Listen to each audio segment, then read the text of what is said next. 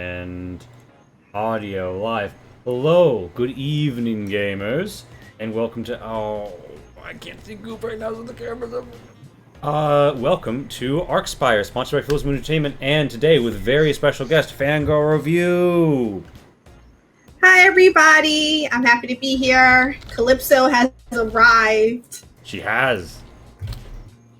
Thank you, Prime. She sailed up, and oh god, our exclamation marks still aren't working. But you can find Fangirl Review on all social media platforms where media is found, and I will link her channel in the Twitch. She's a wonderful creative person who does all sorts of cool stuff, like crocheting, tier lists, and a little gameplay. So if you're looking for video games, if you're looking for a fun community, do swing by her channel. And that link is in the chat. We're also sponsored by Phil's Moon Entertainment. They have their link tree in the bottom right of our frame here. My thing that brings up links automatically isn't working right now, sadly, but we are eternally grateful to them for sponsoring this show. Literally wouldn't be possible without them. As we zoom in on our party, we see a group of 5 people, 4 humans and a Shenta. This regal outsider appearing almost kind of like a jellyfish wearing a fine dress, but the dress is actually just like part of their body, and they are hovering slightly above the ground as they, you know, greet in a voice that seems to come from at once everywhere and nowhere, from the center of the room and bouncing off the walls. Greetings, Calypso. It is a great honor that you have journeyed so far to join us and joined the Guardian Clade. It is a shame that we must ask of this favor of you before helping you with your endeavors, but times are troubled here in the Arcspire. We greatly appreciate the assistance. So, Calypso, tell us a little bit about yourself. Well, I have traveled far from the pirate lands. I have battled, and I'm battled weary at this point. So, I just want to retire as a fisherman and no longer pick up my sword, but I know I have to do it one last time One last to help job. the orphans. One last job. One last job. Just when you thought we were out, they got you back in for the orphans for good cause. You're picking up the weapon one last time. I believe you have a mighty hammer you wield, right? Yes, I wield a warhammer. I like to Yes. wreak havoc. Yeah, a great and mighty warhammer that looks like you could absolutely just like crush a plank or grappling hook in a naval combat scenario. She's absolutely ready for the go, and she has a special companion, although she hasn't. Or would you have your special companion summoned right now? No, I would not have my special All right, now companion. a special companion maybe you might see tonight. But yeah, hey Jor, you've all been gathered together. 3 marked and 1 honorary member of the Ranger Corps, Calypso, who's joined the Guardian Clade, who, hearing that she was working for a worthy cause to help these children orphaned by war, they said, "Oh, of course you can join us. You'll fit right in." And you've been gathered by this Shenta. They give you their name, and it's kind of like an experience, like tasting a flavorful food that also has a strong odor, and it sticks in your mind. But they also say, But you may call me Quicksilver if you would like to refer to me with your voice. and you realize as you talk to Quicksilver that whether you're saying the words or just very intentionally thinking them, Quicksilver understands you very intuitively. And so they look at all assembled, and they say, Thank you for assembling. I understand several of you are resting after your last excursion to the Aratu. But there is a troubling matter which demands our attention. There are signs of life deep within the canals in the ancient fuselage. Signs of life which are yet unexplained. There have been disappearances in the larders and reports of crops running amok, overgrowing, or taking to weeds in their hydroponics trays. We require an investigation, however this portion of the canals has been lost to us for some time.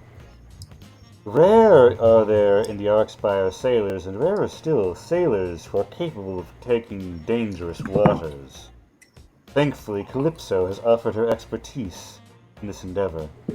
I must ask that you go deep into the canals, find the source of this life, and determine a harmonious solution with it. I would encourage you to study carefully the situation before taking any rash action. Just because this life is unaccounted for does not mean that it is inherently hostile. However, you should know that the water vipers that inhabit the canals do like to share their venomous bites. So, be wary of them. If there is... Cass thinks to herself, do we have to be harmonious towards the vipers? The vipers, are... Ecologically, we could go with a few less of them to even out the ecosystem. Cass's thoughts are just, okay, good. Yeah, and Quicksilver will turn to Calypso and say, Once again, thank you. I understand that the inside of our ancient vessel is far from the open seas that you have trod, but I trust your great expertise in the realm of sailing will transfer well. Yes, there isn't any open sea, any seaworthy boat. I can take it out. It doesn't matter. Give me 2 sticks and I can make it float. Excellent. We have provided you with a few more than 2 sticks, so hopefully they will prove more than sufficient. and you hear like a mental mirth that's kind of like a chuckle that rolls off the walls. And Quicksilver also says, If you make great effort to think my sense name, I will be able to hear you as you are within the Darkspire. If you're unsure of how to proceed, feel free to reach out to me. and more or less they just convey that you're going to be close enough for this adventure that you'll be able to psychically communicate with them. And yeah, Renric, Cass, Viv, this is maybe your first time meeting Calypso, but you've certainly heard about her from your Guardian friends. You've all finished resting up. And Quicksilver, invites you to collaborate and head off to the docks and the canals, which you're going to take to reach this source deep within the canals of an unaccounted for life that we think has something to do with some crops on the Fritz. What would y'all say? Calypso, I've heard so much about you. One warrior to another. I respect what I've heard. It is nice to finally meet you and actually have a face to the name. I worry what you've heard. I don't believe in repeating things, so I would like to judge your character in person. I hope I should prove worthy. Your estimations. And here, you must meet my better half, my mentor in many ways. Yes, By I'm better so... half, I mean my friend. I'm assuming we all knew that, Cass. I'm so glad you and her are getting along, Calypso. It isn't often Cass warms up to someone so quickly. Well, then I truly feel honored. And, of course, there's Renerick. And she motions. It is a pleasure to meet you, Calypso. I appreciate your help with this. May our collaboration be very fruitful. I believe we have a good crew. I don't see any problems in the future. I should certainly hope not. And it is good to see and be seen. I recently regrew my eyes. Took a week. Don't worry too much about that. That doesn't happen very often. I shall hope not. You're fine. It's not a contagious thing. Very often. Renric is a great name, always be chatting. Renric Carver. Well, thanks. The man, the myth, the legend. The Arcanist. Yeah. The scholar. You all, you all gather up. You head forth on your mission. You are brought to sort of like a rickety, it's not rickety. It's a very sturdy wooden dock built in like this broad metal cavern. Calypso, you've sailed this world and you've seen many wonders. You've seen cliffs that shine like diamond. You've seen fire that burns eternal. You've seen sands which shift in a brilliant chromatic hue of different rainbow colors. You've seen dragons devour armies with their breaths of flame. You ever seen anything quite like the inside of the Arkspire? This massive city-sized fortress sticking out of the ground that, if the fantastic stories are to be true, they say fell from the heavens one day millennia ago.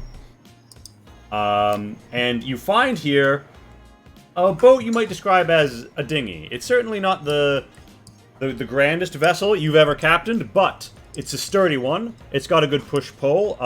You actually know there's a bit of a breeze in here, and you see these metal fans towards the top that seem to facilitate this, and you see there is a slight like side mast rung to it, and you think that you're going to be able to pilot this pretty well. It's a sturdy vessel.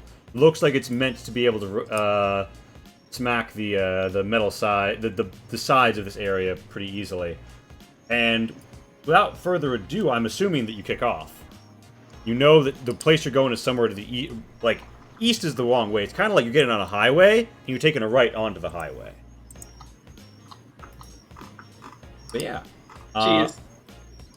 you're all here. You hear the rushing of water. You see a broken boat nearby in Calypso.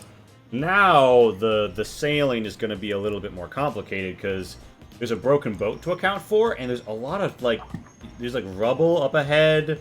There's these discs that come out into the water. It's going to be a little bit complicated for you.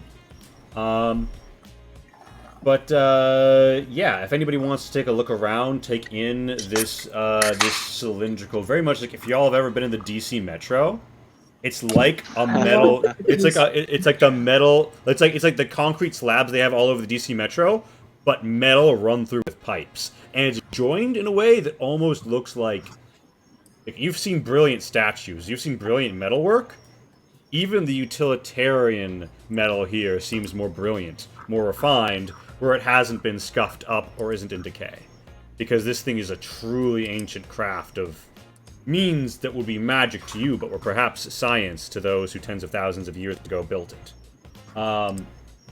And yeah, I think if anybody wants to, you could give me a skill check, a whiz notice, to try and take in what's going on around. Yeah. Cass's eyes regrew a week ago, so she's the doctor told her to keep her really cool indoor sunglasses on, so she's not grabbing much. Alright, so Renric, Viv, and Calypso, do you think you'd be really carefully studying the area around, or are you gonna let these three be lookout and you're just gonna go ahead and pull your for the keel rather? I'll let those three be lookout. Mm-hmm. Alright. As I need some people in the front, and I'll be in the back at the helm. Alright.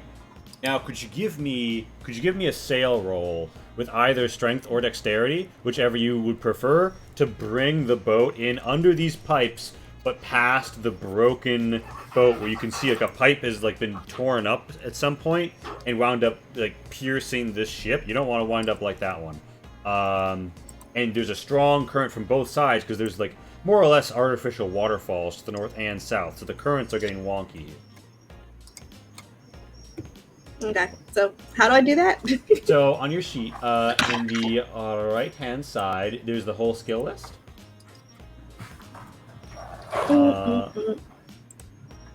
Bioinfo character sheet. So at the top left is administer, right? So administer -1. Yes.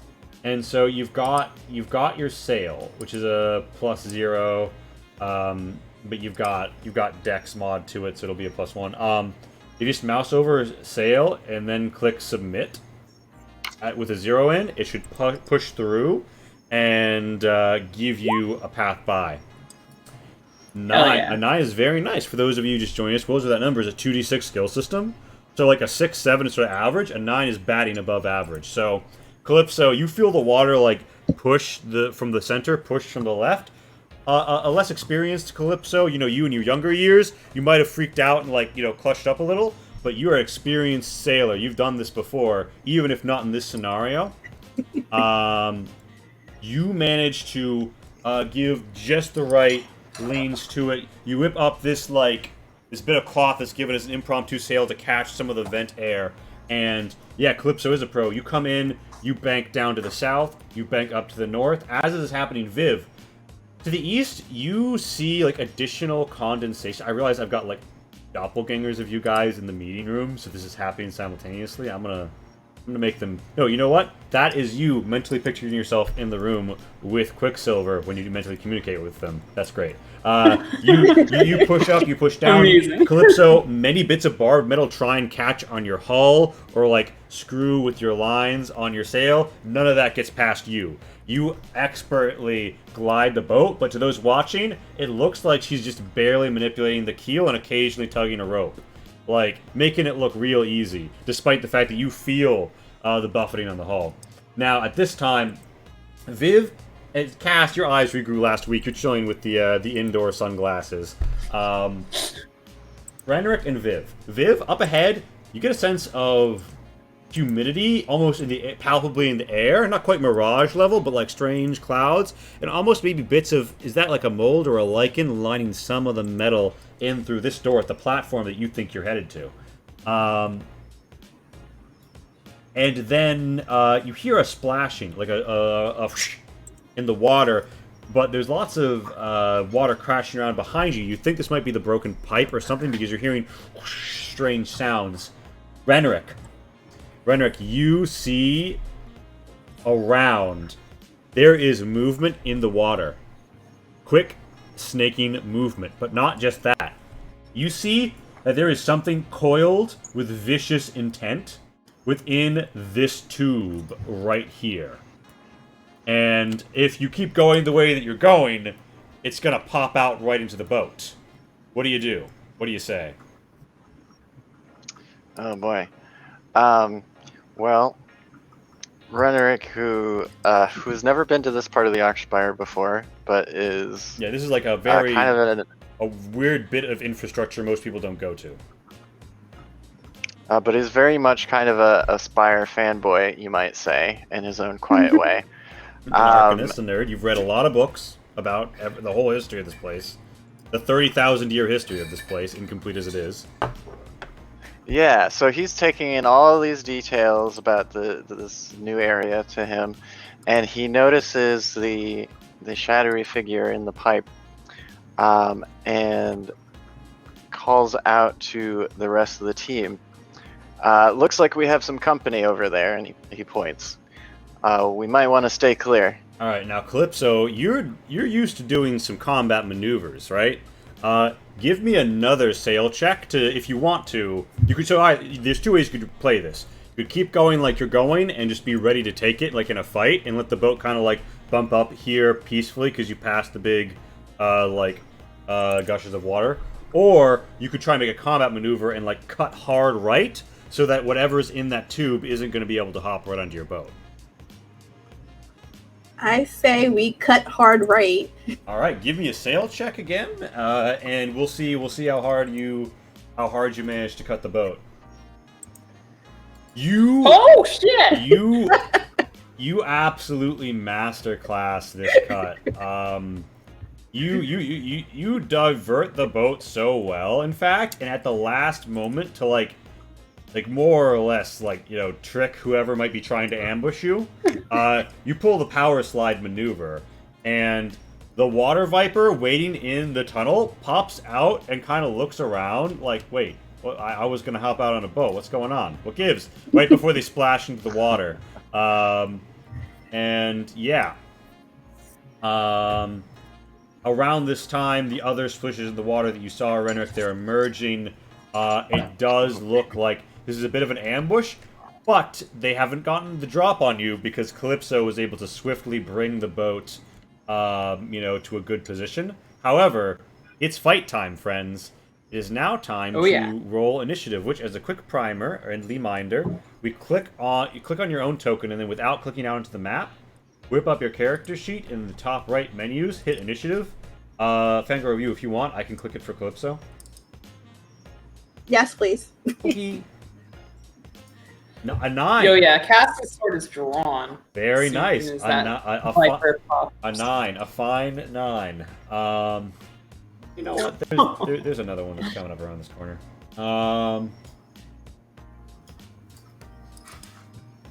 This actually all works out because Renerick is constantly alert.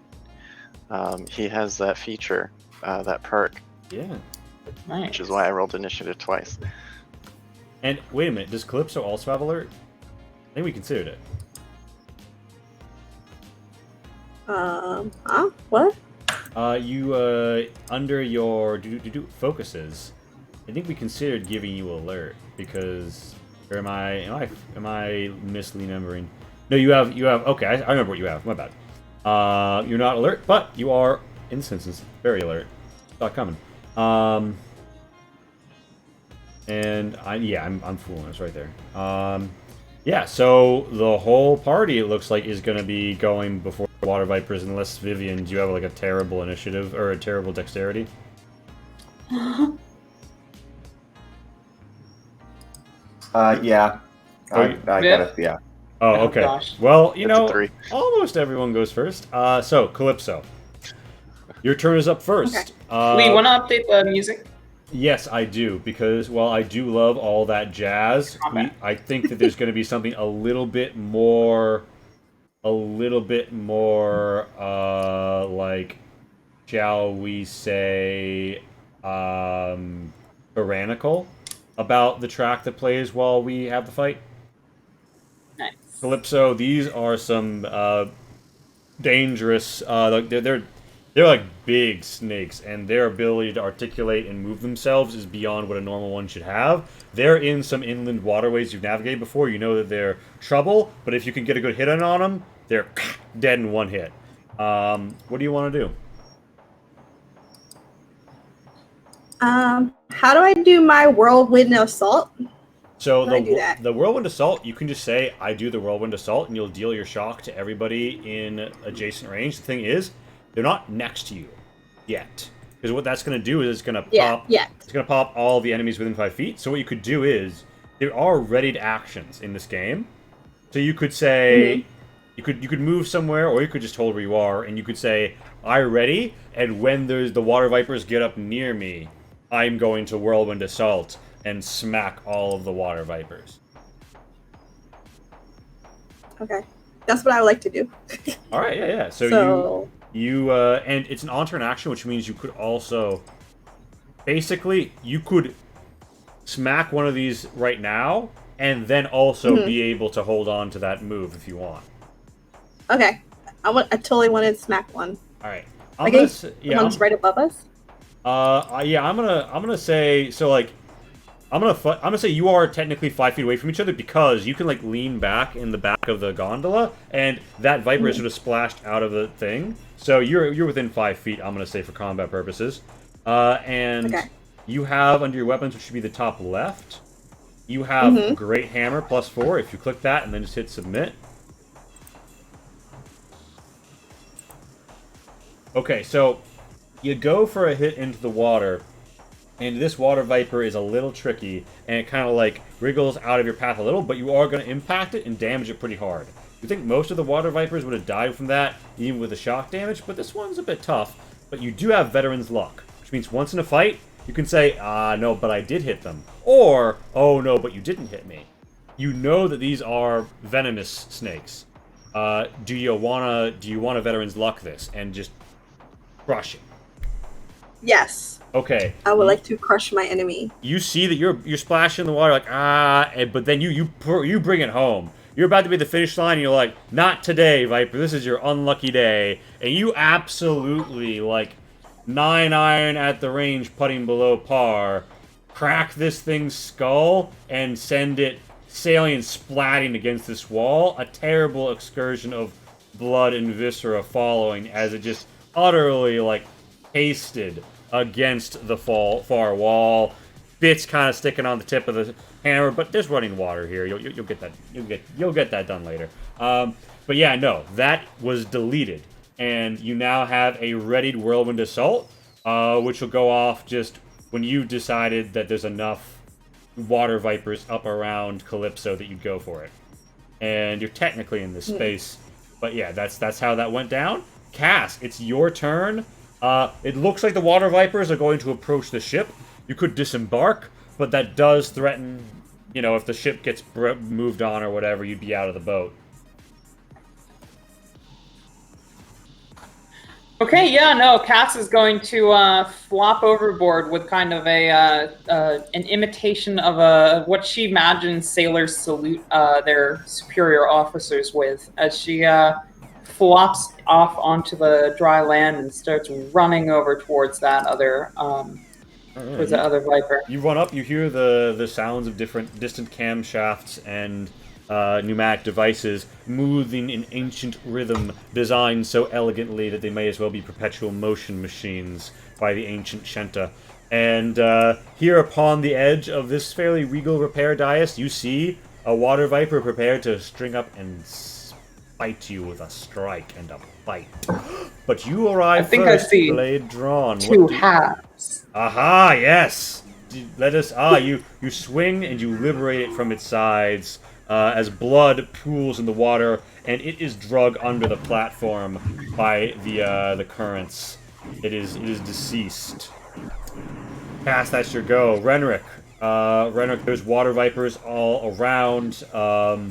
There's you, there's Viv, who you know is maybe not as secure in a fight, and there is Calypso, who seems to have good command of the vessel. What do you do in this scenario? Yeah, is next to Viv, and my main goal is going to be her shield. Aww. So you take to screen an ally. Can I ready an attack and screen? You'll have to choose one or the other. Screening an ally just means if Viv gets attacked, you'll get a skill check to take the hit. Quite the long sword indeed. Or, if you want to just ready up a punch on the first one that comes in range, you can do that.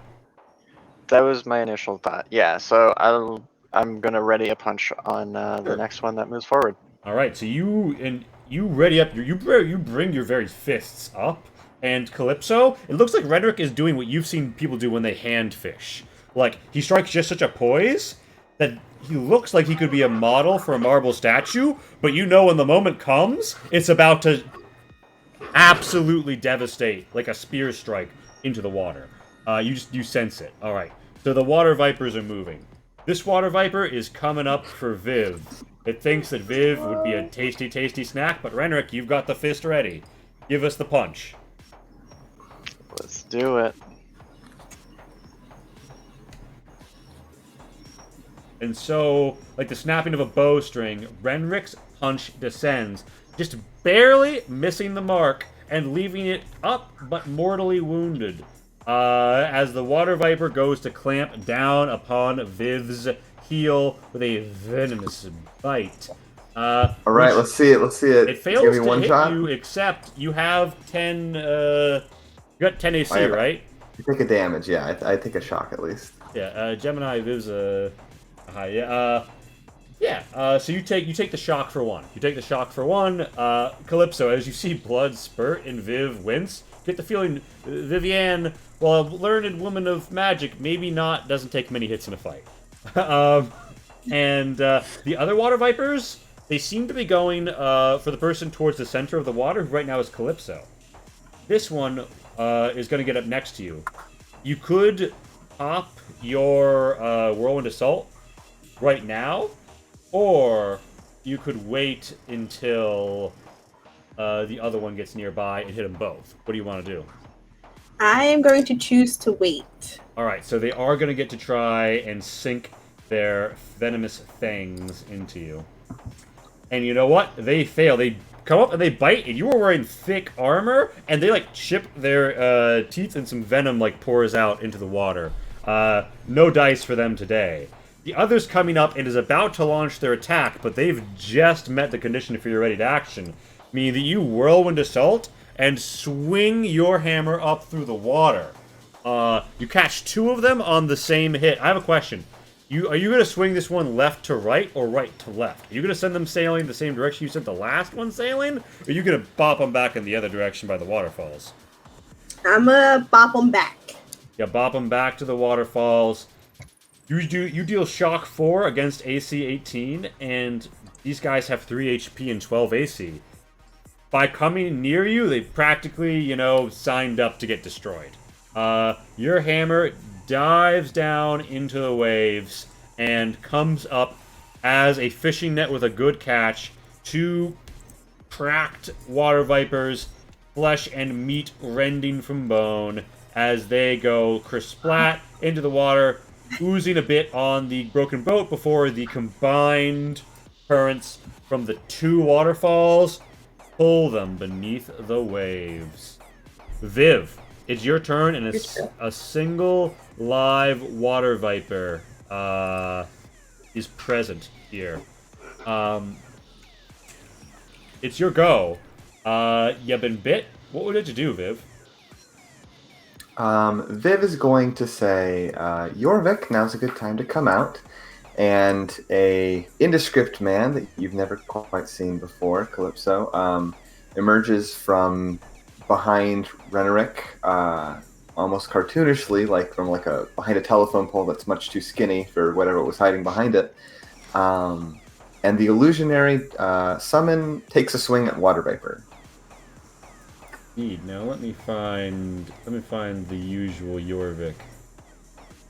I should have him designated to pop out. Should have him on speed dial. Yeah, so a man who almost seems to not be there swings his hand as if though he isn't, and doesn't seem to strike the water viper. I'm assuming Jorvik doesn't get a shock? No, Jorvik has no shock. Because it's not technically melee. Alright, Calypso. So, Calypso, here's a situation for you. Right now, you've put the boat in kind of like a parked bit up against the metal of this tunnel, right? And the water viper is it's fighting there's this guy who came out of nowhere. What? When did he get on the boat? Who's trying to swipe at the viper? Renrick has punched it. It's bleeding. It's looking pretty messed up. And Viv is and it's bit her ankle. You could run up there and smack it. You could let your friends take care of the fight. But here's the thing. The prow of the boat is right against the viper. And there is a bulging metal tube on the side of the wall. You think if you made just such a sail check, you might be able to impale it on the front tip of the boat. What are you going for? I'm impaling that sucker. I want to run him over. Yeah. They got out in front of Calypso on her last job. Not happening. Give us that check. Oh my god, I love that. All right. Now you did good, but the water viper is going to get a chance to try and survive this. They're going to try and be like, eep. They're not proficient at this though. The -1 modifier, they're not. Ooh, okay, so here's what happens, right? You run into the snake, but the prow doesn't quite match. Instead, it's pushed into the side, and the water viper seems stunned, but not killed by what you've done. It's used up your main action, but it's away from Viv and the gang. And it looks like it's floating in the water. It's not going to be able to do anything on its next turn. You don't have the action economy to kill it right now. Action economy being how many actions you can take. You could whirlwind assault it if you had it, but you only whirlwind assault once per fight. So it's floating there. You didn't kill it, but you did knock it. It's got the cartoon swirls above its head right now. Cass, you've just slaughtered this water viper. Its blood plumes. It recedes into the waves. You turn back, you see the boat is moving on, and there's a water viper that seems to be somewhat hanging in the water. And I expected this. You see the boat moving on. There are almost like monkey bars, a row of metal beams and pipes coming off of the wall. I would point out for no particular reason. Hell yeah! You know what it is. I'm gonna jump and grab one of those and swing into the fucking ship. All right. Hopefully. I don't know if you'll allow me to do this, but hopefully, scooping up the snake with my sword, in half. Oh my gosh. I'll let you. That's gonna be harder. Can I try? If you wanted to swing Can I over to your try friends, this anime-ass if move. you wanted to swing over to your friends, Pat, why do you do this? it's an exert. It's a dex exert. If you want to For do sure. that and then attack the water viper, it is a -2 to both the skill check and then the attack. But I'll let you try. Well, So, funny Cass, thing. Cass is now Cass for an expert. She could reroll, but she's not. She's a warrior. I mean, she gets veteran's luck, which is very cool. Unfortunately for her, this was a skill check. You're like, I'm about to do something badass. She's got this cool clip, so you look back. Everyone looks back. You see this cool gleam in Cass's eye. Her spikes are gleaming in like the dim, like effervescent light all around this place. She grabs up. She goes, and you see her blood was spattered with sword. The inside of her gauntlet is too. She grabs the pipe, and it is slick with condensation. Combined with the blood, she's like, oh, oh, oh, and she absolutely, like somebody falling off the swimming board at the pool, about to, like, scuff their ankle on the way down, eat shit into the waves. Ow. Cass, Gross. you are in the water. There is a water viper hanging in the water. You are in the water with your metal-ass armor on. Rhetoric, If I had a nickel for every time... yeah, the boat is honestly boosted forward 5 feet by the cannonball. Renrick, everybody on the boat is splashed with a wave of water from that impact. Renrick, it's your turn. What are you gonna do anything? I look over and facepalm. Good thing I'm a good swimmer. Like, you know, Cass will be fine. I do move back to be prepared to cover her just in case. All right, so you've got what you have like a punch ready. Yeah. All right, yeah. So if anybody comes near you, it's gonna get rock'em sock'em. It's the water viper's turn. The water viper, because Calypso stunned it, does not get a turn. Viv, your gal Cass is in the waves, and so is a stunned water viper. The boat you're on is moving away from her. What would you do? Viv is going to scratch her head just a little bit and try and conjure up some genius way to finally break Cass of her terrible habit of just throwing herself off of things. To no avail. There's no possible way she can stop this in the future. There's no like learning.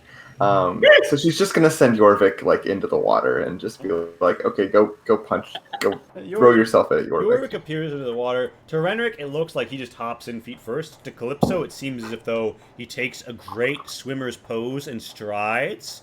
And to Viv, I mean, it's kind of like, I imagine that like the front of Jorvik looks like the full facade, but to you, because of your knowledge of conjuring this figure, it's almost more like trailing polygons knitting themselves back together and fixing themselves, because you're behind this matrix farce anyway. But yes, the man of the spell enters the water mysteriously without splashing anyone near him, despite the speed of his ascent, and he tries to give a whap to the water viper. Let's see that attack. Alright, I keep forgetting that like I roll those attacks, because it's like another human body. But yes, Jorvik. Big dice. Oh my god! The hand passes by harmlessly. Just as illusionary as he is. True to So form. Calypso, it's your turn. There are people splish splash taking a bath behind you off the boat. You see Cass is in the water. So is this other person you didn't see before. What would you like to do?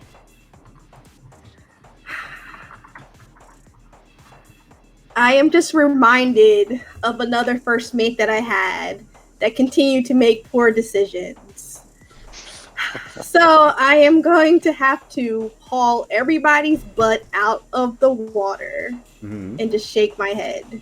So how do I go about this? All right, so you like there's pipes right above you, so you like hook one of like the things connected to your sail to it, so that the boat's not going to move on without you, and you roll up your sleeves and you are ready to hop in there and grab them out. Now you'll risk an opportunity attack from the water viper if you get near it and then away from it. You could do that; it's not likely to hit you.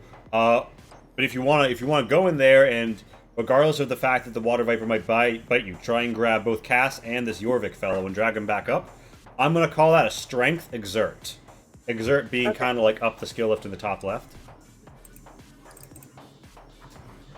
Okay. Yeah, it's So right I below just- convince. Just click it. It's always set to strength, yeah. So, and then hit submit on 0. For the exert. Mm-hmm. Yeah. All right, with a great feat of strength, you descend into the water. You grab at them. Viv, what's the thing that you test to see if you realize Jorvik is special?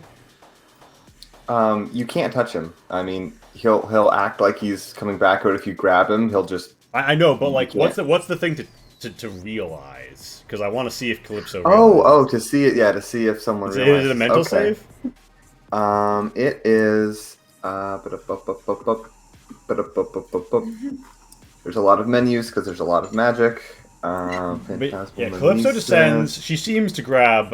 Mental save. Yeah. So Calypso Yes. in the top right. You got Cass by one of the spikes, near her shoulder plate. You've got this fellow Jorvik by the collar. It looks like you got him by the collar, but you don't feel his collar. That's strange. Would you roll me a mental save, which is in the top right? Like there's like 4 big like blue squares with V and then a number in them. There. Okay. It's the right of where your name is. They have different words under them. The second one is mental. Can you click on that for me? Yeah, I mean, weird, but hey, you're through armor, underwater. Yeah, it's thin cloth. You drag him back out. But Calypso, you've taken a daring action. You're moving your friends out. You're not moving in a way that is necessarily like the tactically safest. The water viper, if you move away, is gonna get to opportunity attack you. You're doing a great job on getting your friends out of the water, though. I'm assuming you're gonna take the op. You're gonna risk them hitting you to save them. Yes. All right. It goes, it lashes out like a bolt from the blue, a lightning bolt, bubbles, billow all around it as it bits around its head flange out. It goes for the bite.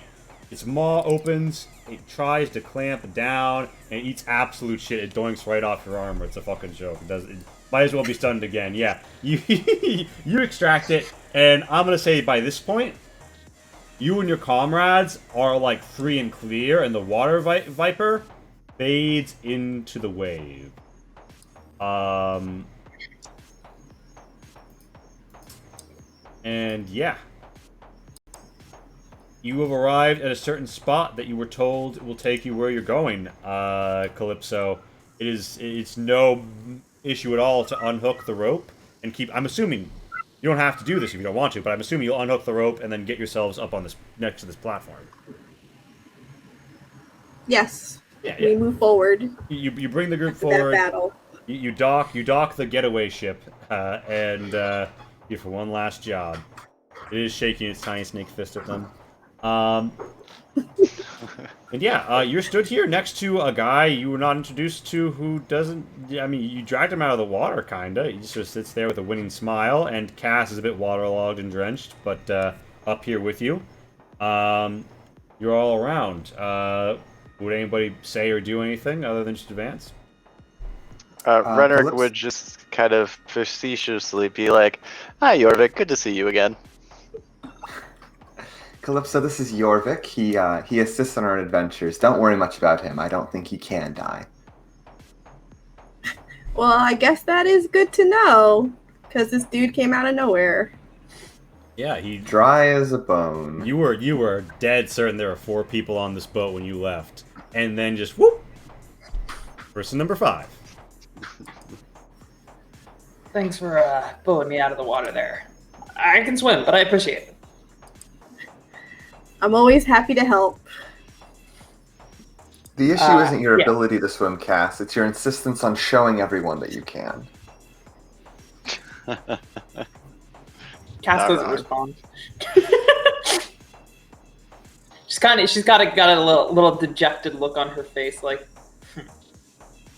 Well, Calypso's #1 rule is stay in the boat. fine. I'll remember that next time.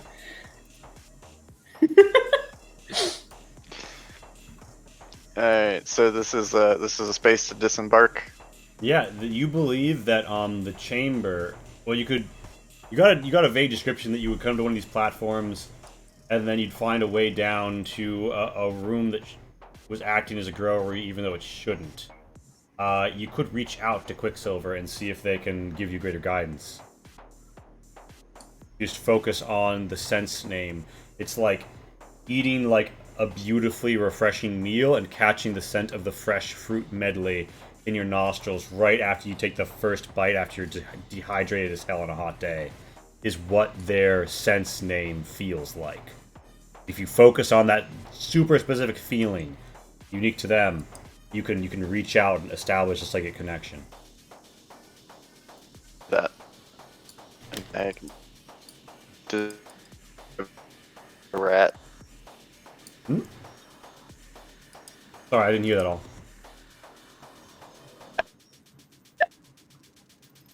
Oh no, am I? Is Javi? Hi there, Can Javi. you not hear Javi? I'm hearing Javi breaking up. I'm sorry. It must be my connection. What did Javi? I'm assuming Javi said yes.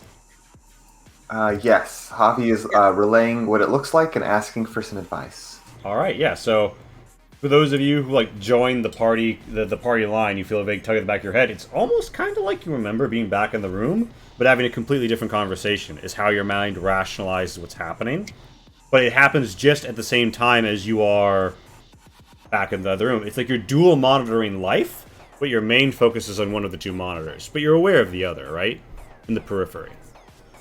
And Quicksilver says, "Ah, yes, I can see with your eyes when you describe it, Ren. Yes, you should pass to the left, and then down. Records indicate there should be an active door there. I trust your extensive study will serve you well in bypassing it with a minimum of harm." And, that's more or less the direction they give you. Forward, take a left, go through a door there, and go down. Cool. We do that, or at least step out into, step through. Yeah. So you step through. You find a chamber that seems to link to two. One to the north, one to the south. One has a destroyed door on it. There's sort of a haze of clouds hanging here. It's moist here, humid even. Temperatures change. That's not too uncommon in the Arcspire. The remnants of the absolutely ancient life support system operate in a few different ways. And you feel like you're in a place that's warmer. Kind of like some of the groweries. And it's different from the sort of the cool breeze just outside the door behind you. There's almost a palpably hanging cloud kind of near this vent, but also the doorway to the north. That palpable cloud isn't to the south, and you see signs of condensation to the north, but not to the south. And the north is what would be taking a left. Let's see. Hmm. Is the door obstructed? The north door No, obstructed in any the way? north door is unobstructed. It's a passageway that you feel as if you could step through easily. The Shenta favored naturalistic design in much of their walkable areas, so it's more of just sort of an awning in the door. I've heard some kids come down Okay, here for football. Indeed, Gemini. Indeed. I would- This is actually, it's not a curious case in the canals. This is actually The Devil's Dew of Lettuce is the name of this adventure. Anyway, Renrick. Are you sure that staying down here for over long wouldn't give you a chronic condition? No, it wouldn't. But Viv, roll me a physical save. God, I'm gonna die of consumption or something at some point. I'm gonna catch my death out here. Okay, so here's actually what happened, Viv. Yep. Viv, you got bit. Oh shit. You take a system strain because the venom eventually gets through you. If anybody wants to, they could try an int heal to know how to stop the venom before this takes effect on Viv. Shit, that's not my fucking forte. Oh, I must have left my groupie medic that I had back at the base. I mean, I could yeah. try. We did You kind said of Anything inhale? anything goes. If this keeps up, I'll be dripping all over the place and not in a Anybody who fun way. wants to always be chatting. Thank you for following. Anybody is free to or not. Oh, Renrick, you have a pretty good idea. You think that you should be able to patch Viv up. The thing is, you'll need something to act as an anti-venom very quickly. And then you look at Calypso, and Calypso, you notice this too. There's a broken bit of a fang sticking out of some of your armor with a bit of venom dripping off of it. Because it just totally failed to pierce your armor. Renrick, if you could borrow that from Calypso, you could whip up an anti-venom for Viv. Yeah. I'm basically like, hey, that little bit you got stuck on there. Can I have that? Yeah, sure. I was thinking about making a necklace, but I think this would be better used to help her out. Yeah. Jorvik offers his Very meanest kind. smile and does nothing. Yeah, so you manage to get it together. You apply it with a test tube that you have with some powder, and you manage to mix it up. And this is a crude anti-venom, but, if you take it down the hatch, Viv tastes very bitterly, but faintly, of elderberries. And you feel as if though you do not gain that system. Much better, Renrick. Thank you so much. Yeah. And yeah. You guys, I'm assuming that you advance forward, but you are free to place your tokens wherever you want to walk. Yeah, so I would step over right up to the door and call for everyone else to join me. All right, you lead the way. I'll walk with Vivienne to make sure. Oops, sorry, grab to your character instead of mine, lol. And I'll bring up the rear. Much appreciated. And I would poke my head into the next room. Sure. You see What do I you see? see a room with glowing green glyphs upon a schlick screen, almost like an oiled sheen of an oil slick upon an obsidian surface, banded by blue metals, and a different indent where one might place a hand near a vent, a metal door to your east, and everybody who enters this room, or who's hanging back to the rear to make sure nobody sneaks up on you, could give me a whiz notice. Just click notice to give a bandy about a bit of a. Absolutely. Oh, hey, my eyes regrew finally. Viv's gonna hold off on noticing anything for now. I take off my sunglasses. I can see again. Alright, so Renrick and Cass come in. Renrick, you see that there's like these devices. There's some holes. Cass, you know that it looks like the door has some residue along the edges of it, as if though like something's been there. Almost like slicked with something. There's mold around here, so you get really close, or perhaps some other form of little fuzzy thing. But this is different. It's more like green, almost like plant residue, like you get like a grass stain, but like smeared along the metal. And it's almost where you would think one could force open this door, but this door must weigh tons. So you're not sure. It would be very strong at the very least. You're not sure how that would happen. Maybe you don't look around. Calypso, you're keeping an eye out, right? You've still got an eye to the west to see the water. Like, out to your left, you see the water, right? Down, you see another room. The room down seems a bit messed up, but you don't sense any motion there. But out in the water, you do see, like, what looks like a ripple go by. A big kind of ripple. And you see the boat ever so slightly go gudunk as it seems to pass under it and move on, passing away. This is sometimes known as sailor's fortune, as in, damn, aren't we fortunate that thing moved on? But it definitely looked like a significant disturbance in the water. Like, we're talking 10 feet wide. And that's just what it was trailing, like, near the surface of the water. Other than that, you see nothing particularly alarming. Well, that was pretty alarming, guys. Just a FYI, we're gonna have to be careful getting out of here. Noted. My trust is in you, Calypso. You did well enough getting us here in the first place. Kind of flash an envious look, but no one sees. So, Renric, Okay, so you in approach this upcoming room. Yeah, there's a strange. Sorry, go ahead. There's these strange glyphs and such. Oh, Gemini, just let me know what you like your generic NPC name to be, and I will incorporate it.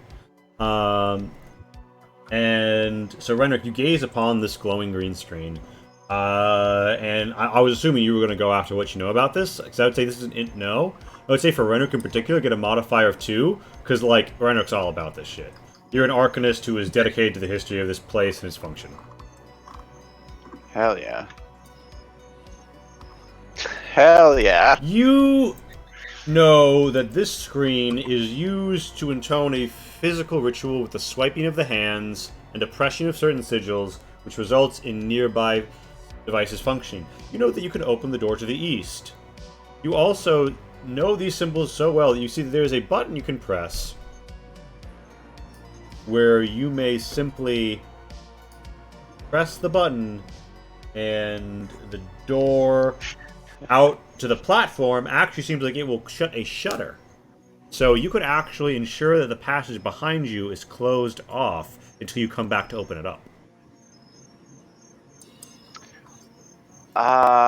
If you felt so inclined. Assuming that... So I heard what Calypso said. Assuming that I'm confident in my ability to operate this thing, yes, I would close it behind us and open the way forward. So, Calypso, you're a boat-oriented individual. You're like, get to the boat, stay on the boat, stay in the boat. That's how you get out alive. You see a metal shutter slide down with the sheen and swiftness of a scimitar, close and cut you off from the passageway back to the boat. Ah. Okay, how are we getting out of here? We don't have access to the boat. What did I tell you guys? My number one rule. I think that was Renric this time. Yeah, really, realizing what I just did. Oh, sorry, that was me. But it's fine. I'll open it back up once we're coming back. I just, I don't want any surprises behind us. Okay. That makes sense, but I Good. hope we get out. Good to know. I'm sure we will. You now have You and I to are make both sure that I stay experienced conscious. Suppose we do. Well, I'm sure we'll be fine. Smart idea. Renric, I'm assuming you opened the door to your east. Yes. It slides to the side with a gadunk, and it shows a passageway. You're free to step and look through. Everybody, let's move on up to the next room. Stick together. This track is Probably Oh. decent enough translation of stay in the boat. Before we move forward, did you say that there was like some kind of oil or something in the room? No. It was that the surface of this, it's like a slick obsidian surface, but it has a sheen to it, like an oil slick. That's the room itself. No, this control panel with the green console. sigil. Oh crap! I'm sorry. I control Z'd the wrong thing. Oh gosh. You have to click way to the side of it to get rid of it. My bad. Gotcha. Just click in the corner of your screens, everyone. I'm trying to get this. Or yeah, when I put this one up, it'll supersede this. Gotcha. Perfect. More or less the Gotcha. touch screen you used, which Renric wouldn't necessarily have words to articulate in the sense that we would with our modern technology, but is functionally what that was. It's a touchscreen. And Viv, I've given you control of the Yorvik token, so you can move around with him. But yeah, Calypso, you see Perfect. green glowing up out of some sort of floor passage that seems to lead into a ladder well. Some sort of vibrant green, maybe vines, patch of something, maybe a moss. Hard to say. Seems interconnected. Yeah, I'm not touching that, but somebody else can. Viv, you Let's seem Jorvik to try out. know things about things. Oh yeah, let's get Jorvik to do it. That's scientific. Jorvik, dear. So Jorvik walks up and I believe his hand passes through the grass to the greenery to everybody else. Seems like he's petting it, but like Viv, you'd see it just passes right through. Well, it doesn't seem like the grass is much afraid for its own survival, so that's a step in the right direction. And they do seem to be sort of like fuzzy vines. Renner would step forward. Hmm. And like. Wait, aren't you the one who's supposed to let us out? No. You're not allowed to die. Fine, I'll go. All right. What have we got here? I say as I stick my knife into it, and my sword into it. Yeah, so you stick out your blade, you cut a bit of it. It looks like some like liquid drips out. It looks like you just broken a stalk of a live plant, and the inside looks like something that Viv would suggest you put in a salad. I mean, there's nothing menacing here. You've seen stranger. I don't eat salads. Ugh, nasty things. Did you let Viv hear that? She thinks that very loudly, but she says, "Looks like salad fixings." You can hear the disdain in her voice. Renerick, who's still very excited about seeing more of this place, was like, "Can I go now?" I suppose so, as long as you stay safe and keep next to Cass. I'll keep you safe, buddy. All right, Viv. If you'd like, you guys could give me either an int survive or a int know to be familiar with this plant upon closer inspection. Oh, cool. Yeah, I'm gonna do int survive. Not bad. Int no as always. Ooh, big brain. Sure. Anybody else want to give it a go? I'm not I getting will. anywhere near that. I when I touch things, I fall over. The very Oh, first I wish session. that were the exaggeration. So Viv had 4 HP, right, Vicky? And Viv picks up this mirror and looks at it first session, and before like any fights or anything have happened, she looks at it, she fails to save. She takes D4 damage. The D4 rolls a 4. She's knocked out on the floor. The first time she picks up, We're at a lake. We're completely alone. I find some shit next to the lake, and I'm like, "What's this?" I'm on the floor. See? Don't just touch random things. Yeah, don't go to a supermarket. That shit'll kill you. yeah, so y'all inspect it, Ranerick and Cass, and Cass, you know that you've seen this in Aratu, particularly in very ancient structures and built up around things. It didn't seem a problem then. If it was grown over or anything, you just hacked it away. Renrick, you would know that this is tube vine. Tube vine grows out of like constricted places where there's moisture, like old like tube works in like aerated places. And it's kind of fuzzy because there's tons of little tendrils that are always feeling out for new places to grow. So it can grow through ruins very well. And you know that some creatures eat it to survive. So like rats and that sort of thing can chew it, and it's a good source of nutrients for them. Especially in places where there isn't like liquid water available. Things can eat it because it's very hydrating. And you've heard of adventurers who were in very bad sorts chewing tube vine to survive. But generally speaking, it's harmless. Now I feel like Cass's looks like salad fixings was less ironic and more literally. She's eaten this before. You were closer to the mark than you knew. I think she's eaten it before. Like she had to survive in an Aratu for quite some time. Does it look like this plant has been munched on? No.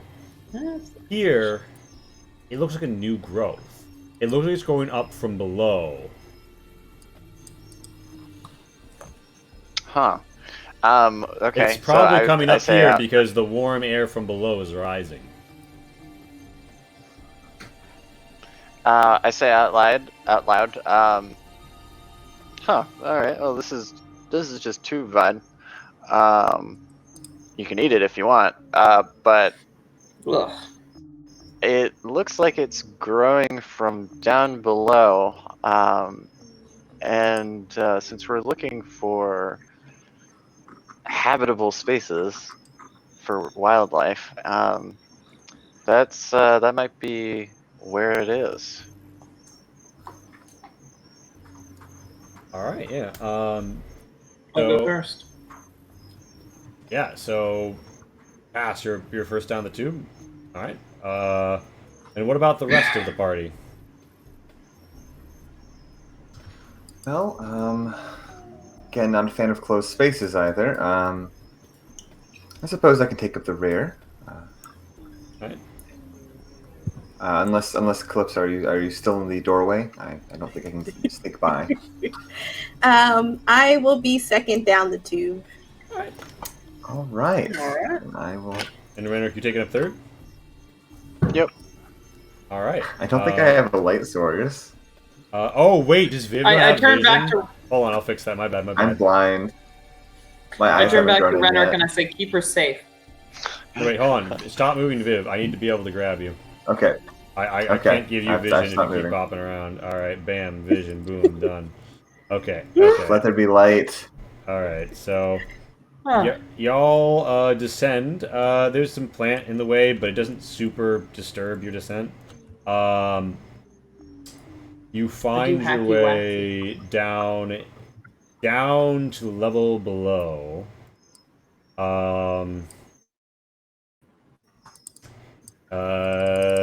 Where things are pretty well lit, and you see what's up ahead. Readily, but you're descending. Pat, you're up ahead. Could you give me a Dex survive? Yeah. Watch be 1. Okay, cool. I don't eat shit this time. Not initially, Yeah, at you least. hack through. You guys, thank you, Gemini. Most of these tiles are for sale. Pat made the pixel art. That looks good that you're seeing. JaVale and Drive Through RPG, Sparkling Long's tile sets. I have also the links to them, but our bot is not working to throw up everyone's links right now. Also, don't forget, Fangirl of You, Vicky, is playing Calypso tonight. Don't forget to check out all of her channels on places like Instagram, YouTube, and Twitch. Yeah, so you managed to find your ways down in. And I had forgotten to light layer the room below. It's all light layered now. Yeah, y'all find yourselves down. You get in. Cass, you knock away some of the greenery nearby. There is like a little bit of the stuff staked up around. You do notice there seem to be some deliberate tubes in here growing, a bit overgrown, honestly. And who's like poking their head through?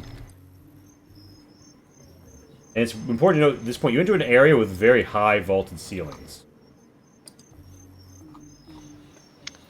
I mean, Renner would push forward, but he's kind of being guarded right now. Yeah, so I guess I'll be the one to push forward. I like to be more cautious, but we need the dude that can push the button to survive, so... Yeah, so You Calypso do and have a Renrick, lot of HP. Calypso and Renrick push forward together. You come into this room, you look around. There seem to be deliberate grow trays all installed in the walls here. But also, they seem to have not been harvested in...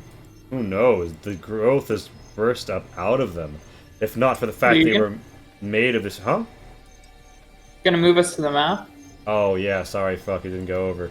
Renrick and Ooh, Calypso... what a lovely map. Ooh. Renrick and Calypso, give me a whiz notice. Give me a notice. Alright. Okay, I guess I'll be back here.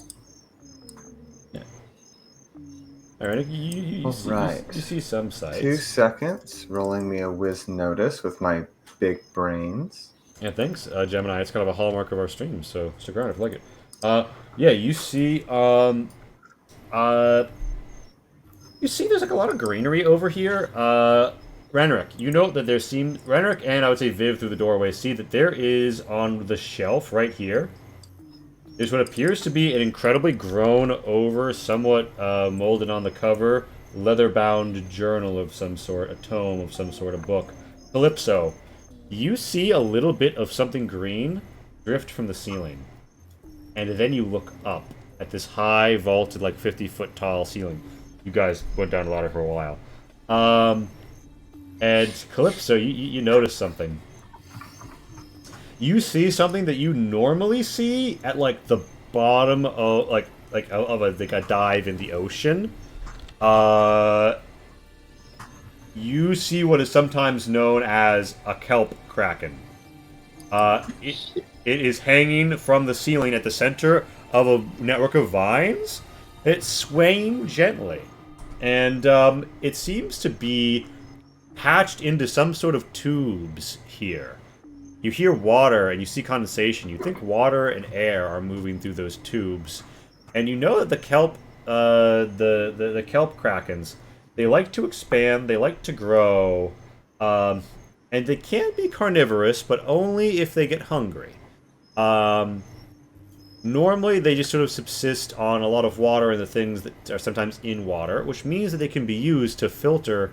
They filter salt water, and they filter otherwise dirty water because they absorb everything in it, and they have natural organs within them to clean and purge it. And they put non-digestible materials around their like mouths that they use for carnivorous stuff to form them as teeth. That's fun. Yes, you see this one has glinting metal ones. Hey Gemini, and by the way, the name that you gave is going to be used tonight because let's just say that journal might have been written by someone named Sagasam Terces. So, farewell, Gemini Vector. But yeah, so Calypso, you see it. It doesn't seem immediately hostile, but if you did something big to spook it, or if there was fire introduced to this chamber, it might get a little. It can drop down and try and come at you. So, you're fully aware of that. So we just walked into a Zelda boss room, is what you're telling me. I mean, you know. Yeah. So, guys, I want everybody to look up, and you notice that something that shouldn't really be there is apparently there. So please, gnarly. let's not spook this thing. Oh yeah. No fire, but please keep your weapons at the ready in case it decides to engage with us. Do you think it could regrow from a clipping? I'd love to keep one in one of my rooms. No, do not do that. Well, if it's not harmful, then I mean, It can okay, be. all right. We don't know how hungry it is, and I don't want to be endanger dinner. anyone. If it starts fighting us, I'll get you a clipping. I'll get you more than just one. We do not need Don't do that either. No. And It's not leaving the room. and everybody, If it starts, everybody does notice this book on this shelf. My eyes are on the thing. I'm gonna, be the vanguard here. If it attacks, it goes through me first. Everybody else can deal with books and. It is just pleasantly knowledge swaying, things. suction to the ceiling, tendrils in some tubes hanging out. Renrick sees knowledge. He wants to scoot around the edge of the room to try to get to it. All right, Calypso, you see the man who can open the door trying to scoot around. You keep it on him? Yes, I will, I guess, guard him as he foolishly goes after this book. This is just an NPC escort mission. Escort The the NPC is Renrick. Escort the rhetoric. He wants to. He pushes buttons and reads books. You gotta make sure he doesn't get jumped. Yeah, you see the east and west. There's further passages. You see there's signs of grow trays there too. But yeah, the book is right here, and you all pinwheel around Renric. Give me. Oh, yeah. So that's what's this in here? that seems to be other kinds of plants that are in a symbiotic relationship with the tube vine. You don't necessarily recognize all the species. None of them seem immediately hostile, but in an abundance of caution, you avoid stepping on them. Yep. You could give me a whiz survive to be familiar with this kind of greenery, or you could just step around and go for the book. I'm a little too distracted to really look into that. I'm mainly just concerned if it looks immediately dangerous. It doesn't seem immediately dangerous. Yeah. So you come here, and Renric and Calypso, give me a whiz survive.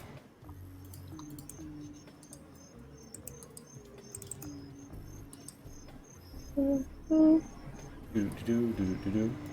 right. Is this one?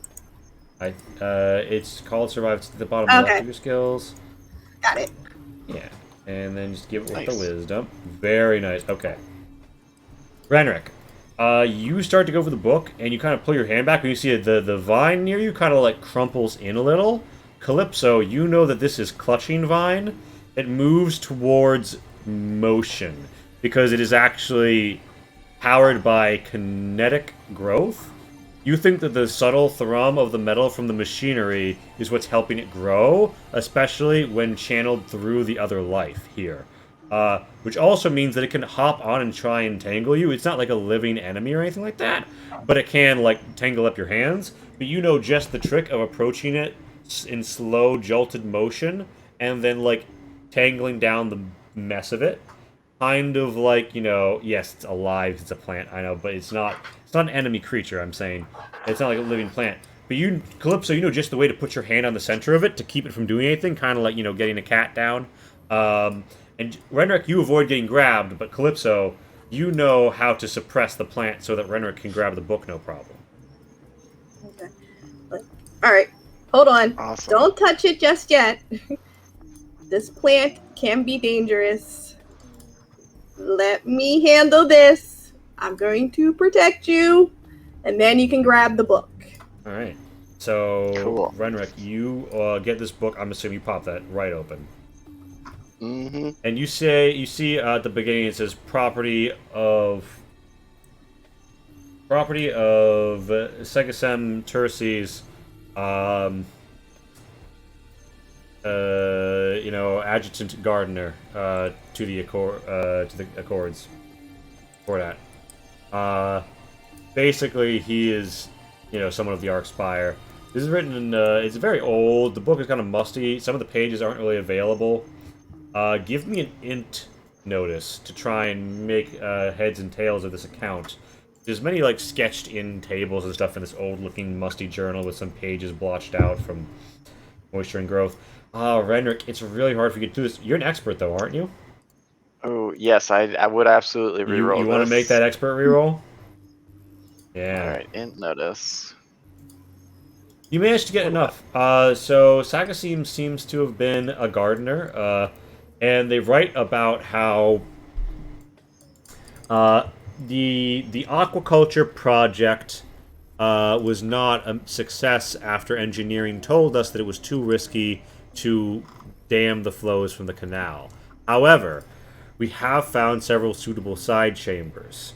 Not all of them have been fully prospected yet, but I've decided to come down here and start a case sample. I know that I'm putting the cart ahead of the horse, and I should probably wait for official clearance, but I figure it's better to show back up with a fait accompli than wait for the bureaucracy to tell me that they need to get more data. So, I've come down here. What's more, I made a great discovery. There was a kelp kraken in the canals. Its growth seems to have been stunted by the fact that it's in a freshwater source without access to salt, and it's been forced to live in confined conditions. I further pruned it down and fed it certain compounds which I believe will buff up its teeth and slow its growth overall. I've managed to coax it into the ceiling vents where it's restored some of the local life support functionality. As long as my additions to the nearby pipes hold, it's fine. This feels irresponsible of me because I know that the regular interchange will possibly undo my shoddy work, but that's not going to happen here for another 20 years. So I think I've got time to make sure a more permanent solution is put in place. Based on how old this book is, this book could be more than 20 years old. But I'll tell you this, fool.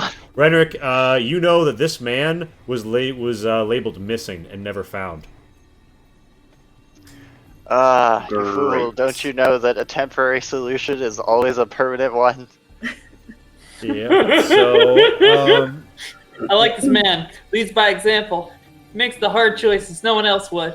So, yeah, Renric, you know what you know, and you, at this point, can conclude, and I'm assuming you share this information with the group. Yeah.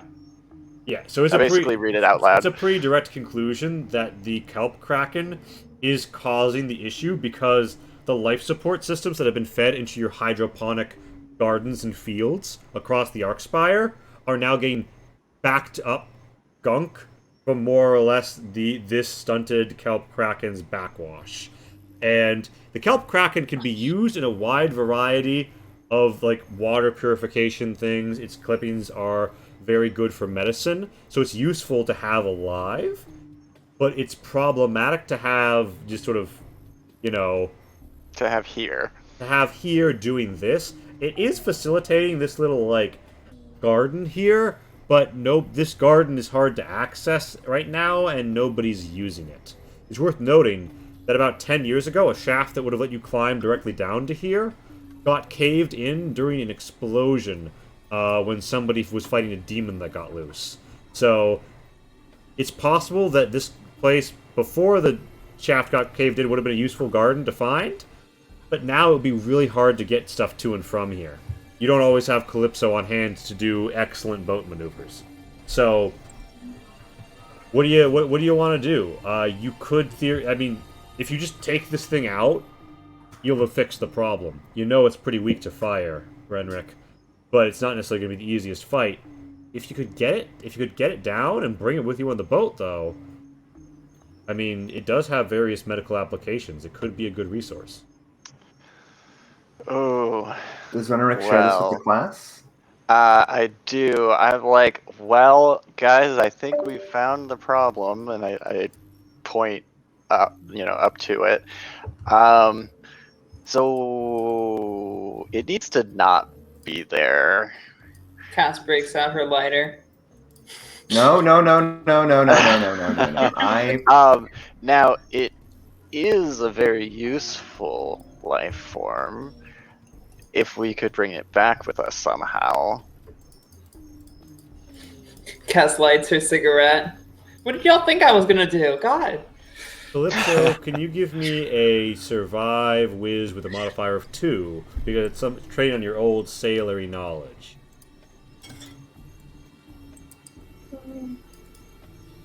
We say a modifier of 2? Yeah, just put a 2 in the little box when it comes up asking you, and then hit submit.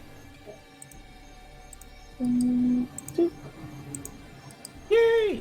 So then, yeah, you're Calypso. You know that there's a secret to getting, so like, sometimes because you can use it for freshwater stuff, sailors with the diving equipment will actually go after these. It's tricky and you risk getting bit, but there's a way to do it. You have to put something in its central mouth. It has a few mouths, but it's got a central one. And if you can put something in the central mouth and you get it to clamp down, and then when it's clamped down, you yoink it, it will unsuction from whatever it's up against, and then you can drag it. And as long as it thinks it's like chewing on something, because it's a plant, it's pretty dumb, it's not going to try and attack anybody. But if you've got it drugged behind you, and whatever you have it like bippied on slips out, it's gonna start thrashing out, right? So you know a way you could try and get it out, but you know that if something messes up with this extraction, it's gonna become a fight. Okay, guys. So apparently we're taking this oversized houseplant with us.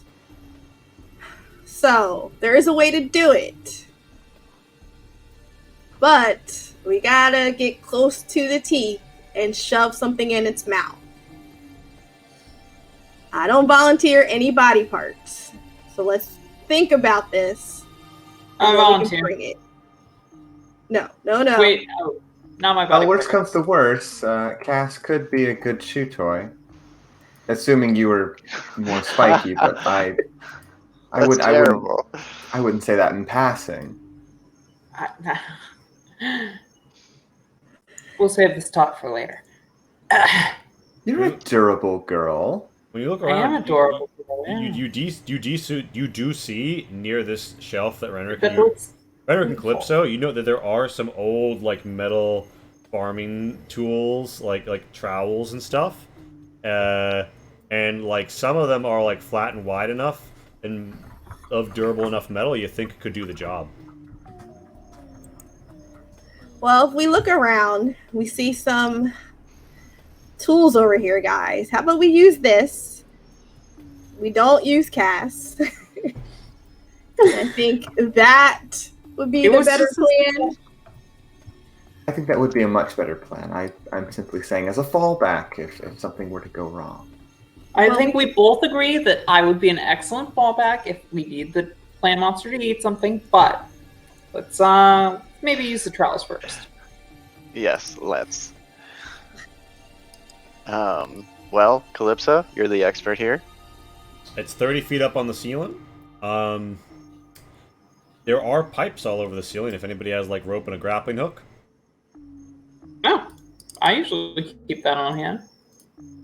I think Calypso does too. Also have a grappling hook. Oh shit! Okay, yeah, go for it. Yeah, you wanna. So who's?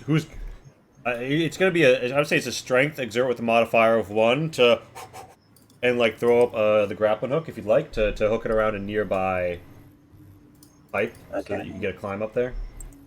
I will be your spotter. Yeah, All cast right, spots, let yeah. me. I got this. Let's go for it. Yar, yeah, you're used to throwing hooks and swinging on ropes. Pirate life. God, wait, yeah, you totally sailor used to life. this sort of shit. Yeah, Calypso, you managed to get a good, a firm foundation. You got the rope coming down. Are you gonna climb up there and go for it with the tools, or are you gonna ask that of someone else? I am going to go for it. I'm climbing up. One last job, Calypso. One last job, and we can retire. Yeah, go for it, Calypso. This is for the orphans. You're doing it for the orphans. You come before this It's thing's for the orphan. great maw. It's got its maw mouth. It's got its grand mouth. It's got gleaming metal teeth. It's got swaying tendrils, normally reliant on feeling pressure through water to sense anything. It's for all intents and purposes blind, but it might grab out at you if it's not yet suckled on something and you like brush a tentacle. This is going to be a bit of a job. You have to swing in on the rope. This really is a Zelda dungeon. And yeah, I'm gonna say you're like up. You're like 30. You're like 25 feet up on this rope, Calypso. You're up by the ceiling, and you're gonna at this point. I'm gonna say you do know that you have another good way of ascending if you'd like to use it, although you don't have to. But it's right now on the rope. It's just going to be a straight up exert. But maybe if you had some other way of maneuvering up here, Calypso, you could get a better modifier. Like with the spirit Pegasus. Yeah, if for some reason a magical spirit Pegasus happened to appear beneath you and unfurl its wings, that would probably be a pretty good That bonus. sounds rather useful.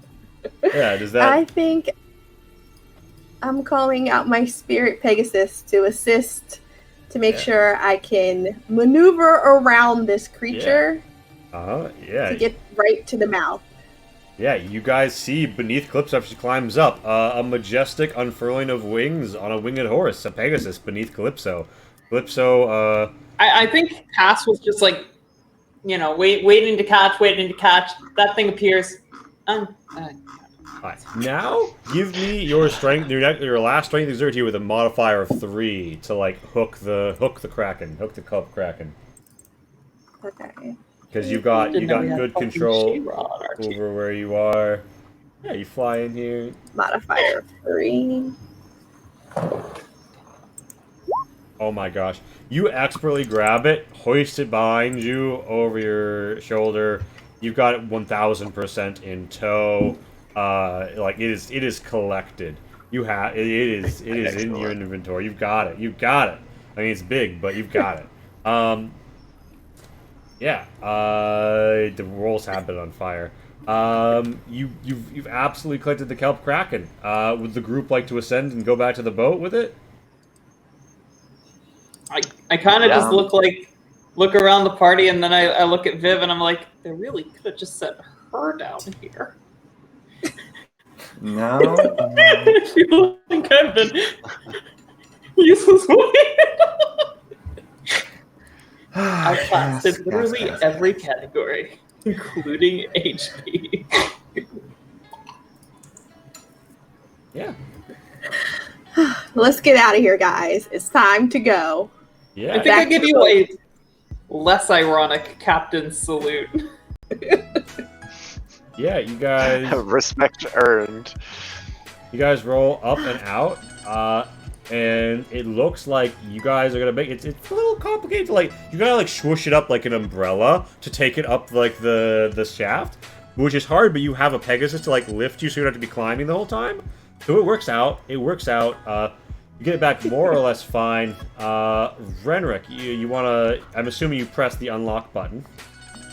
Absolutely. The shutter does indeed come very open. casually. I'm like, see, guys, it's fine. Yeah.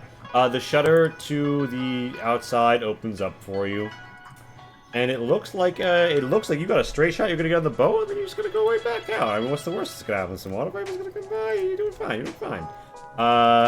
You're feeling pretty good. You get out onto this ledge, right? And Calypso, do you still have your Pegasus with you? Yeah, my Pegasus is hanging out for the moment. Yeah. Just want to make sure we all get out of here safely. All right, and I'm assuming that it's gonna kind of wind up in the middle of the boat because you need to be like on one side to steer. Yes. Everybody, feel free to put yourselves on the boat. The Pegasus is like flying up to the side. I guess Jorvik is like hanging off the edge.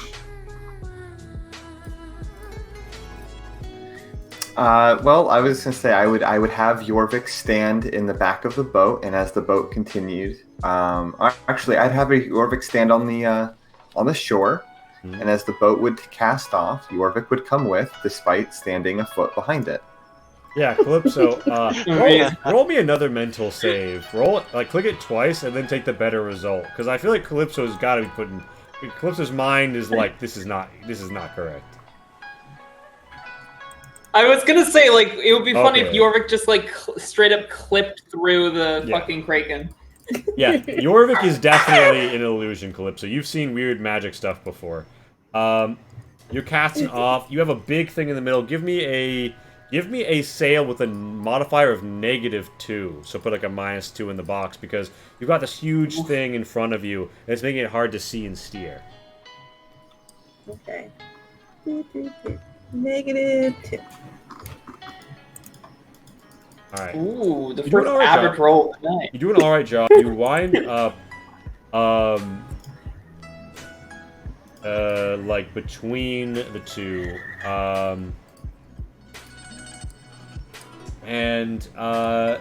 yeah.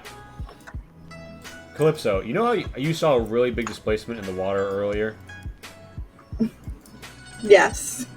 Well, you happen to see something like below, like you notice that between these two, like waterfalls, the current isn't disturbed as much as it should be to either side. And then you look down, and as you look down, you see there's a big like tube down, like a pipe straight down, and you see something moving in the water below.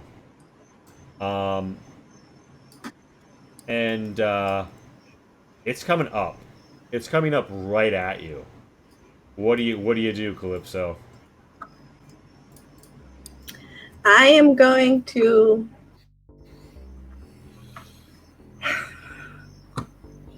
I'm going to sail ahead and hopefully outrun it.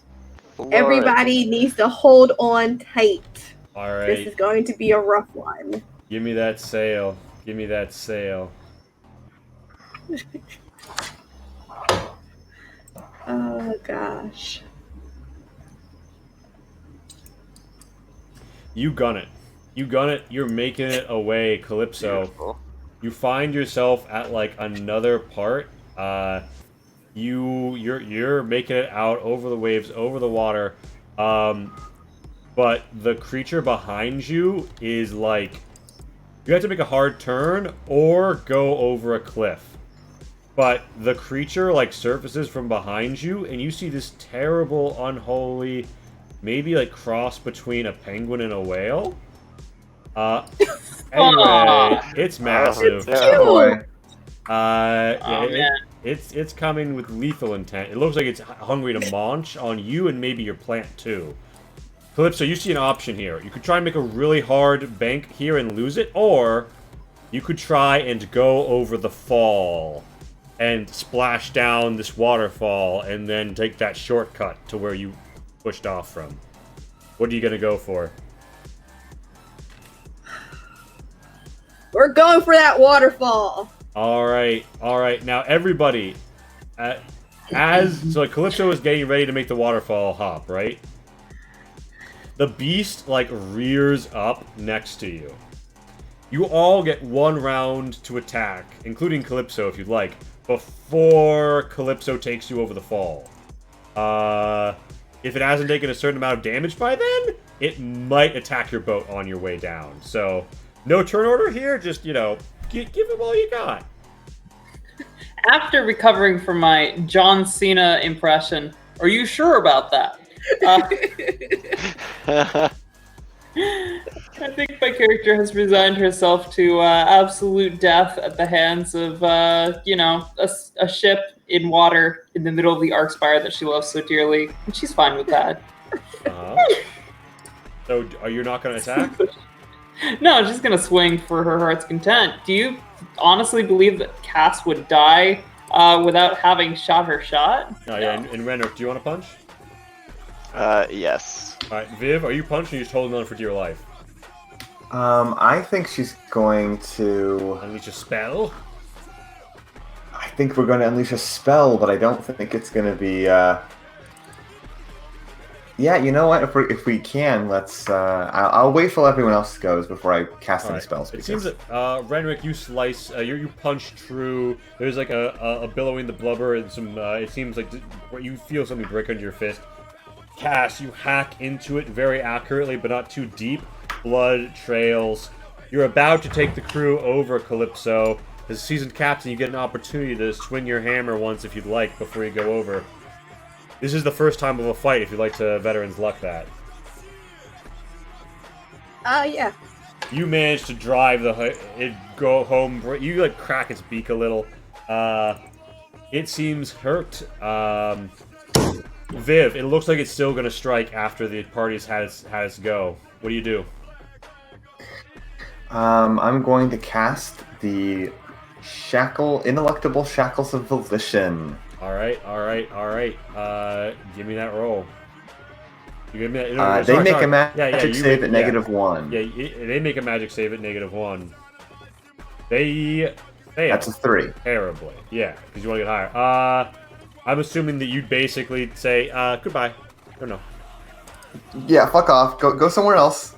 There's like sort of like this like magical like disturbance in the air. It seems to wave off, but as it does so, there's a huge displacement in the waves that buffets you towards the waterfall anyway. Calypso, you're going down this waterfall either way. Now, give me that sail roll. Give me that sail skill roll as the water rises, you descend. You're splashing down. All right. Oh my goodness! So Calypso, you have like your foot up on the kelp kraken, like you got the rope in your teeth. You've got one hand on the keel, one hand on the kelp kraken. The bit you're like holding it in its mouth because if it slips, it's about to do an attack against all of you. And you manage to you go up, you feel your guts rise, you feel yourselves fall all the way down as the water rises up. Everyone, give me an evasion save. Can I just go ahead and say that Cass does not take kindly to rocking in ships? I think that's one of her weaknesses. Ooh, first time I've gotten a pretty good save. Alright, on the money. Very nice. Alright. I was not so lucky. Yeah, so Easier Rendrick. for the cat. So here's what happens. You guys go down. Calypso managed to get a good handle on the back of the ship, but she has to keep that thing in its mouth, so she lets the top buck up like a lowrider and pitches both Cass and Rendrick, Team Rocket style, back up into the waterfall behind you, where they blast off again into the waves before splashing down behind them, getting healed up by Calypso's grabbing arm, thrown aboard with floating Jorvik behind. Viv and Calypso keep in, and you all roll on just fine. And as we zoom out here, I would just like to say thank you so much for joining us, Fangirl Review. This was Fangirl Review's first ever tabletop role-playing game session. That concludes it for tonight. Thank you all for coming out, and a great benefit to the medical future of several people has been done. And you know what? They send you back to the orphanage with some shavings, and this is going to be a great beginning for the medicine cabinet at the orphanage. And Yes. you know they've sent you back with everything you need to make sure that generations of war orphans have what they need to get a go at life. And yeah, thank you all for coming out. Normally at the end we do like a little like what was your favorite? What was your favorite? For now, for this show, I'm gonna call. Thank you all for coming out. Don't forget, Fool's Moon Entertainment makes the show possible week after week. And Fangirl Review. Would you care to first share like what you do in your channel so that all these people can like go check you out because you've got amazing content and I want the dreamers to see it. And also just tell us like what did you like? What's your general vibe coming out of the session? Yeah, so as always, I'm Vicky from Fangirl Review. I am going to be the top creative streamer on Twitch. I am a crocheter, speaking into existence. So I crochet on stream. I do resin art. I do basically any crafting that I feel like doing. I do tiny cooking. There was a fire. We don't talk about it. But Ooh. yeah, we don't talk about that fire. Which is But overall, it's definitely a fun time. We chit chat. I like to create things with my hands. So I just want to say thank you guys for having me tonight. I had no idea what I was doing. But as always, the first timer always gets lucky rolls. So my luck got us in and out. So it was actually a lot of fun. I enjoyed it, and I definitely was going for the waterfall no matter what. Oh yeah, taking the plunge for the ride. Yeah, you can now tell your brothers that you're a tabletop pro. But yeah, no, it was Yes. awesome, and honestly, you did great. Yeah, there was the role playing, there was the gaming. The rolls were lucky. Some rolls were less lucky, but you rolled the punches. It was great. I think that. Yeah, if you're ever looking to do it again, hit us up. We were always looking to play more tabletop role-playing games. But thank you so much for coming out. And Thank you. Yeah, very quickly, Viv. Calypso and her boat is always here for you guys. Yay! Sailing Ventures. Our hero. Viv, Goop, I know that you've got Yes. something. Could you just tell me, give me your star, give me what you liked about this session? One thing you liked about the session, and then you're free to piece once we get everybody else. I liked that the combat wasn't you're on the chessboard, kill thing on the chessboard. It was a little more transportation based. It was a little more lateral. We didn't have to kill everyone to win. Thought that was fun. Thought that was clever, and I liked that because it opens up the world for other sort of interactions. Yeah. That's what I was shooting for. Yay! Pat, what would you give me that star? Give me what you liked. Loved the session, loved the world building, and I loved that we didn't have to like kill the big boss. We could actually just like grab it and take it home. It's good shit. There you go. Plus. Yeah. Also, it was an absolute pleasure to play with you, Pancake. Oh, thank you. You guys made it easy for me to understand what I was doing because I was like, yeah, let's go. Oh yeah, no, I've been there. Like when we first time playing a role play, it's an AC is a what now? Armor class, huh? Like so much of this is written in a way that like melts my brain. But then when my friends like we're just like just do this, it makes so much sense. So I'm always happy to give that experience to other people because I was very thankful to the people who helped show me. Yay, Javi, do you have a favorite to take us out on? Yeah, it was pretty interesting for me this session that I got damseled-ish. Of course, Aw. I wasn't helpless, but I was held back. Um, and that was actually kind of fun to have that different dynamic. Yeah, because like you've had to be out there with like the stone fists absolutely wrecking things despite your HP not being the highest in the party in previous encounters. Like Yeah, being on the knife's edge, pretty much. yeah, And this time I wasn't allowed to be. very nice, yeah. Oh, and fan review. So I did ask you what you expected, but did you have a favorite part of this session? I realized I might have asked you, like just like a favorite thing that happened in the story or that you got to do. I think I like that. I like that you helped me bring out my Pegasus because I didn't see where I was going to use him at just because I was doing all the sailing stuff. But then I was like, oh, the Pegasus! I can fly around the big boss, which is pretty cool. Yeah, I was like, how do they get to the ceiling? I'm like, well, there's some pipes. And I'm like, oh wait a minute, she's got a Pegasus. Yeah, no, that was an awesome spotlight moment.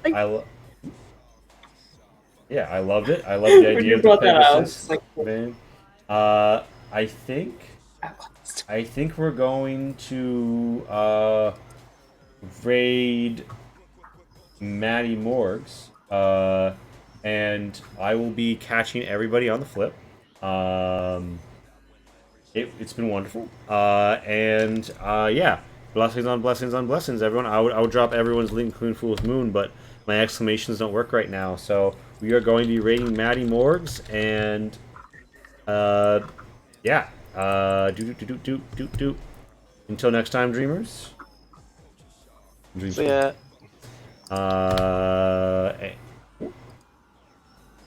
Detour.